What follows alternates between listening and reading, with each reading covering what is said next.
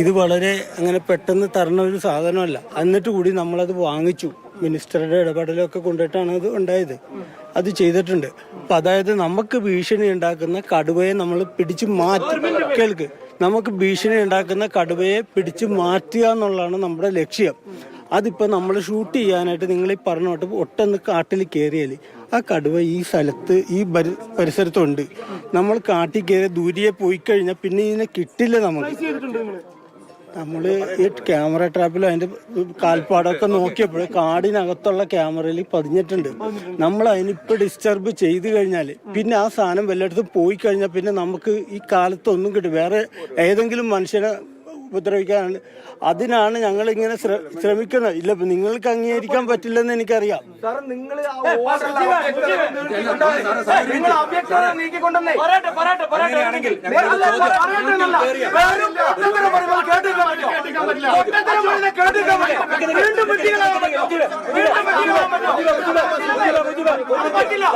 അത് കൂട്ടിൽ കയറി ഇന്ന് അങ്ങനെയാണെങ്കിൽ അതിനെ വെടിവെച്ച് കൊല്ലോ.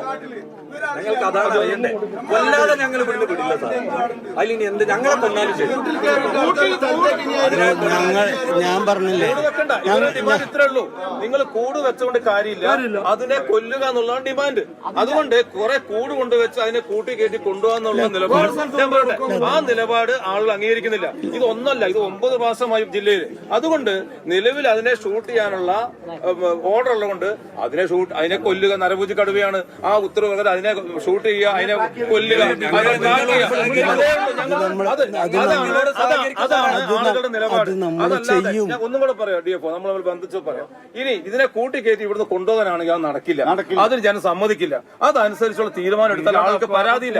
മാത്രമല്ല ഇവിടെ കൂട്ടിലും കയറൂല. അതെ, ആലോചിച്ച് വെക്കേണ്ടത് മറ്റ് പല സ്ഥലങ്ങളിലും ഉണ്ടായതിനേക്കാൾ വളരെ ശാന്തരായിട്ട് ഇവിടുത്തെ ആൾക്കാർ നിന്നത് ഡിപ്പാർട്ട്മെന്റുമായി സഹകരിക്കാൻ ഉള്ളത് കൊണ്ടാണ് നിന്നത് ആണല്ലോ. മറ്റ് പല സ്ഥലങ്ങളിൽ നിന്ന് വ്യത്യസ്തമായ സമീപനം ആൾക്കാർ സ്വീകരിച്ചു. പക്ഷെ അവർക്ക് ജീവിക്കണ്ടേ?